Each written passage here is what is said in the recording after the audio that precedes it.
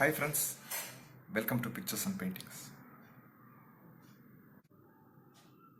In this painting series on parrots, I wanted to cover different varieties of parrots that appeal to me and their habits.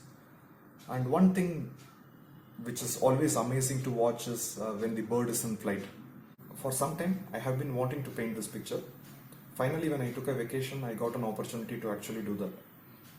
I really like this reference because it through the challenge of getting the translucence on the wings of the birds right, and also for some time I have been conscious about showing strong lighting. So this was an opportunity where I thought I would explore some real strong lighting on the bird. So in this video I'm going to walk you through what was my thought process while I was painting this picture, uh, a simple technique which I used to get the translucence, which really worked out for me, how I did that, and also what role the shadow region plays when you are trying to get strong lighting information. Hope you enjoyed this video. Take care and stay in touch. I started this painting by roughly blocking the shapes to see where it is best to put the bird. I did not want to keep the composition very tight in the frame and wanted to give some space around the bird to give the feeling it is flying in a wider space. So once I got the placement approximately right, I started going in and drawing the details. I was using a A4 sized sheet, and as I was sketching I realized maybe a bigger sheet would be better for this painting. But unfortunately, I was doing this painting when I was in a vacation at my parents' place and wasn't carrying the bigger sheets with me. So at the early stage I had to decide whether I'm still going to go for it or probably change and do some other painting. By the time I had already made up my mind to paint this, and I was very curious to see how the translucent effect on the wings come. So I decided to go ahead and paint this picture. One other subtle reason made me choose this reference is the bird carrying food. It's as if it's carrying it to its nest to feed its younger ones. In the small sheet, one big challenge I had was to decide on what kind of feather information I'm going to be keeping in the painting. In fact, the tummy portion that you see, I had to sketch that at least 3-4 times till I got it right to my satisfaction. But once I got that right, I was pretty much happy with the sketch, and I felt it was time to start the painting. I started painting the face first. I was very careful about the eye and the feather details. The red feather in the military macaw's forehead is a characteristic feature of these birds, and I wanted to ensure that is reading out right. Once the face was done, I started painting the lower half of the body and the green feathers in the lower side of the wing. At this stage, I just wanted to do one base wash for the entire bird and see how it is coming, and then take it forward from there. So I roughly blocked the colors. Since the pencil sketch was pretty detailed, it was just easier for me to keep the colors within those shapes. And one interesting feature to note in most birds is the color of the feathers on the upper portion of the wing and on the inside of the wing look slightly different. And in this macaw, it was interesting to see the colors were completely different. Like a butterfly, the upper portion is very colorful, the lower portion doesn't have the vibrant colors. This macaw has a beautiful shade of blue color in their wings, and underneath they look brownish yellow. So I started painting the lower side of the wings first, and I used yellow ochre as the predominant color. Painting translucent and transparent surfaces are always tricky. So what we mean by translucence is the ability of the object to let any light pass through it.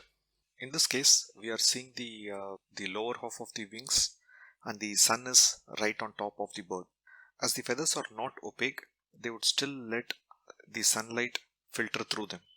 One easy trick to get the translucent effect right is to keep a very subtle base wash and then painting the edges of the feathers. In this case, I used a darker shade of brown and Payne's grey to get the darker mix.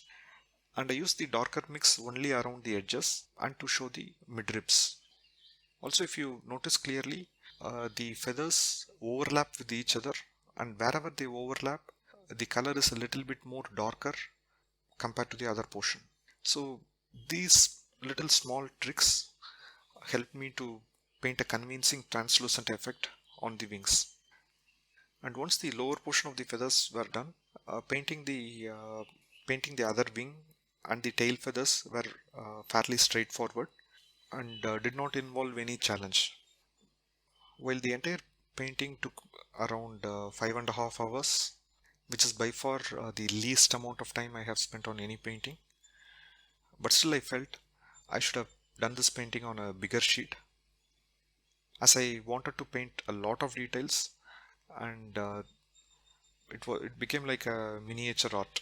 So most of the painting was done using brushes like 1, 2, 0, which was a lot of intricate work. Another lesson learnt. So far I haven't been showing strong lighting in my painting. So in this painting I wanted to try a strong direct light hitting the face of the bird. So what I did was to make the shadow region a little bit more darker to emphasize on that effect of the sunlight hitting the face, and it did work out. But after darkening the shadow regions, I felt that the picture was looking slightly desaturated. So towards the end I added a little bit more saturated colors into the shadow region to bring the colors back. I wanted to show the light from the environment hit the bird, so I left the bottom of the bird slightly brighter than the rest of the shadow region. For the background, I decided to keep it simple. I wanted to show the motion of the bird, so I decided to paint a few horizontal strokes and then leave it as it is.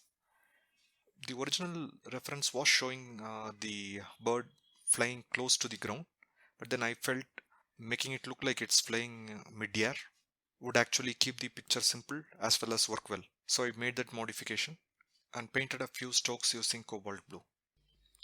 Overall, I was pretty much happy with how this picture has come out. This is Sivaraman.